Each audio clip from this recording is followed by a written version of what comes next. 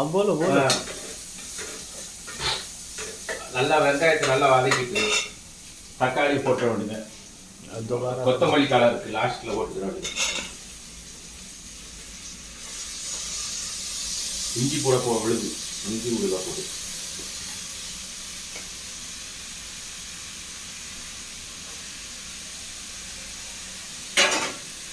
ஏன்னா பெரும்பாலும் இங்க உள்ள நம்முடைய வாழ்க்கையெல்லாம் சும்மலத்தான் போயிட்டு இருக்கோம். ஏன்னா இங்கே பெரும்பாலும் நம்ம சம்பாதிக்க வந்திருக்கோம். சம்பாதிக்க வந்திருக்கனால நம்ம இப்போ எவ்வளவு சிக்கனப்படுத்த முடியுமோ அவ்வளோ சிக்கனப்படுத்தணும் மெயினாக. இதில் பல பேர் பல விதமாக இந்த வாழ்க்கை இருக்குது.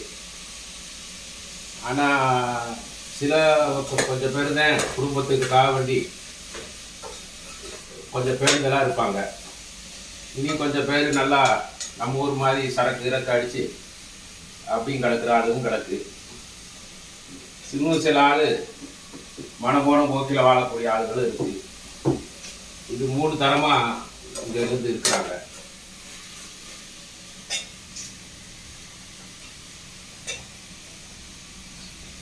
அதுக்குள்ள உப்பு கொஞ்சம் போட்டுக்குவோம் வதங்குறது.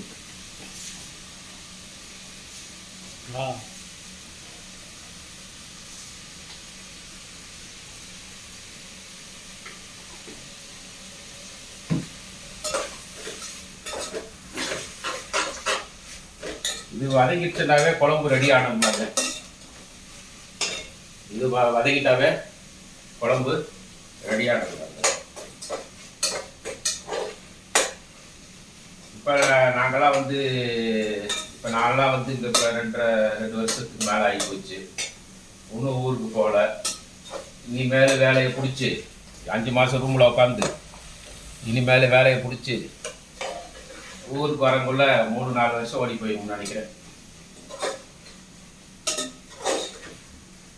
இப்படித்தான் வெளிநாட்டு வாழ்க்கை முடிஞ்சிடும்.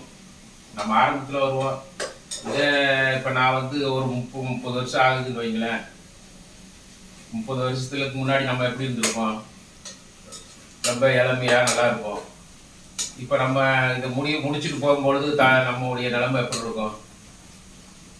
மண்டையில் முடி இருக்காது, கை காலெல்லாம் அசந்து போயிடுவோம். யாருக்கு தேவையில்லாத நிலைமையில தான் ஊருக்கு போவோம். அங்கே உடம்பாடிக்கு அதுக்கு அடுத்து என்ன நடக்குதுன்னு சொல்ல முடியாது. இதே வெளிநாட்டு வாழ்க்கை. பெட்டி தூக்கினா அப்படி தூக்கிட்டு இருக்க வேண்டியதேன். பெரும்பாலும் அவங்க இருக்கிற இடத்துல ஒரு வேலையை தேடிக்கிட்டா நல்லது, குடும்பத்துக்கு நல்லது. ஏன்னு சொன்னா வெளிநாட்டுக்கு வர்றது ரொம்ப ஒரு குடும்ப பிரச்சனைக்கு கூட ஏற்படும். ஏன்னா குடும்பத்துல பிரிஞ்சு இங்க இருக்கிறோம். மனைவி ஒரு ஊர்ல இருப்பாங்க, நம்ம இங்க இருப்போம். இல்லாத பிரச்சனைகள் எல்லாம் குடும்பத்தில் ஏற்படும். ஒன்று பொண்டாட்டிக்கு ஊர்ல போய் வேலையை தேடிக்கணும், இல்லை நம்ம இருக்கிற இடத்துல மனைவியை கொண்டு வரணும். இப்படி இருக்கிற மாதிரி இருந்தாத்தான் உலக வாழ்க்கைக்கு நல்லா இருக்கும். அங்கே ஒன்று இங்கே ஒன்று இருந்தோம்னு வச்சுக்கோங்க, கடைசியில் நீங்கள் திரும்பி பார்க்குறப்ப அங்கே யாரும் இருக்க மாட்டாங்க. நீங்கள் போகும்பொழுது உங்களை பார்க்க யாரும் இருக்க மாட்டாங்க.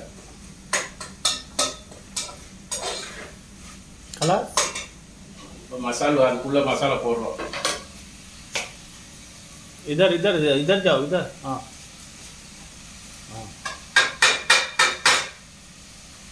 மசாலா போட்டாச்சு. நம்ம குழம்பு வச்சுக்கிட்டே நிறைய குழம்பிக்கிட்டே அப்படியே வாழ்க்கை ஓடிடுங்க. வெளிநாட்டு வாழ்க்கை அப்படியே ஓடிடும். இப்போ நம்ம வச்சிருக்கக்கூடிய அந்த மதுமஸ் அதை தூக்கி போடுறோம்.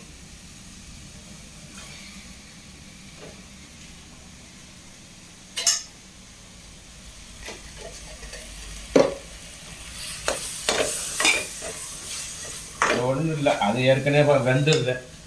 அதுக்குள்ள தண்ணியை கொஞ்சம் ஊற்றிக்குவோம்.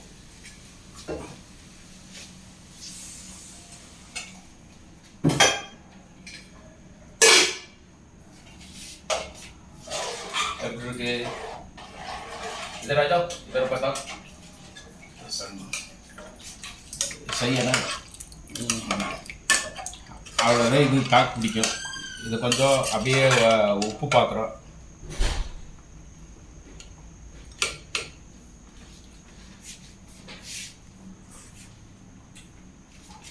நல்லா சூப்பராக இருக்குது.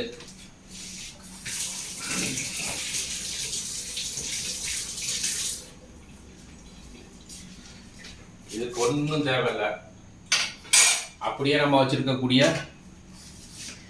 அந்த மல்லித்தலையை அப்படி தூவுறோம்.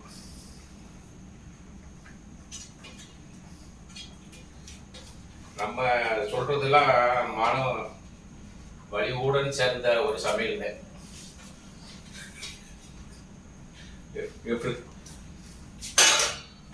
आजा भाई नजदीक आजा.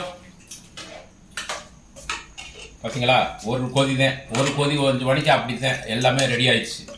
இப்போ நம்ம ஆரம்பித்து எவ்வளோ நேரம் ஆகுது, அவ்வளோதான் குழம்பு. இந்த குழம்பு உடனே செஞ்சுட்டு உடனே கொண்டு போயிடலாம். ஒரு 10 நிமிஷத்தில் வேலையை முடிச்சாங்க, அவ்வளோதான்.